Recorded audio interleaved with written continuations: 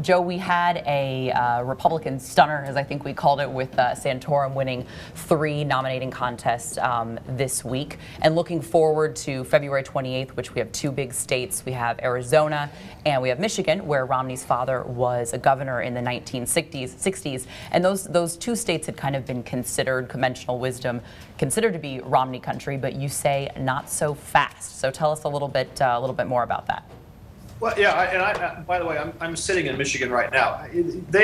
Both of these states should be Romney country, and certainly in Michigan, Governor Romney is leading in the polls. He's a well-known figure here, but the margins aren't what you'd expect them to be, and he's probably going to have to come in here in Michigan anyway and put up a bit of a fight when you'd think that maybe he wouldn't even have to bother. Rick Santorum was saying yesterday he wants to come to Michigan and give Romney a fight on his home turf. And I think, a couple of weeks ago, maybe a couple of days ago, that just would have seemed ridiculous, but it doesn't anymore.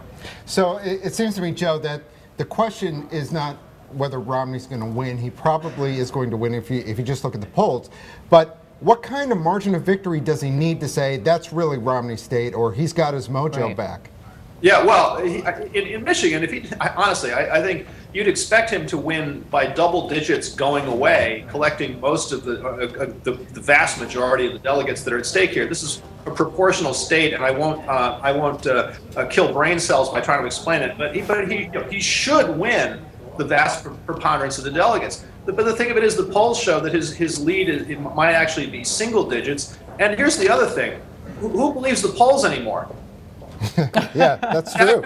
After the last few weeks, who believes the polls? And so I think if you look at the polls and talk to the political professionals, there's a strong chance you don't know what's going on. And Joe, I want to point out we've got a graphic up now with the delegate count, and you can find this on our website. There's just a really cool graphic where you can kind of trace what are the upcoming primaries and caucuses and what the delegate count is. And what this shows is there is a heck of a lot more work to do, right? You have Romney, the leader, with 112 delegates, and you still need 1,144, right? So we're still in it for the long haul. And I think the surprise there, if you look at the graphic, is that how well Rick Santorum is doing. Yeah, he's got 72. We've heard a lot of buzz about Gingrich, but Santorum is really the one who's made up a lot of ground on Romney. Right. Yeah, and Santorum could prosper if the election continues this movement back towards social issues as being a big concern.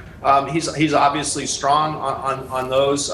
This flap over contraception and the Catholic Church with the Obama administration, the Catholic Church, that helps Santorum. That's a conversation he wants to have. One other thing, Michigan is a manufacturing state. Rick Santorum speaks to manufacturing to the extent that he talks about economics. That's what he talks about. So he might surprise people here, and it's a bounce into Super Tuesday on March 6th. On March 6th. And Joe, what does this mean in terms of the ground game? You kind of heard so much that Romney was outspending everybody. He had this really good ground network of volunteers and even paid staff in all of these states where he lost, in particular in Colorado, where I believe some of his staff was from, but he lost to Santorum. What does that tell us about how important this kind of intricate network of people is in these states where we're going to the primaries and caucuses?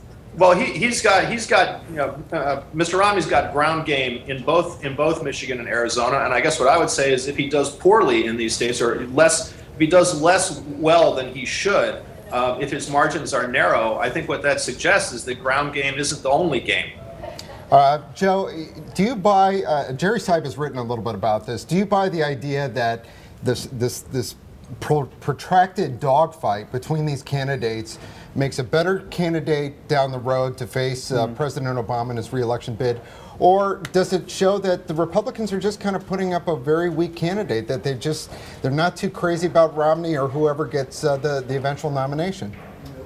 That's hard to say. Look, I mean, again, a lot of people pointed this out, but the last Democratic primary contest was bruising, and a lot of nasty things were said. But at the end of the day, the nominee became President Obama. I think if you go back in history, you can find examples that go either way. The question is whether, when this is over, the Republican Party and the people with money who want Republicans to win can coalesce behind that candidate, raise the money, and make an effective case that President Obama should be replaced. in Michigan, it's going to be interesting to see how the economy, which is rebounding in this state, plays in that fight. But it's hard to say just because there's a fight that the Republican will be weak in the end.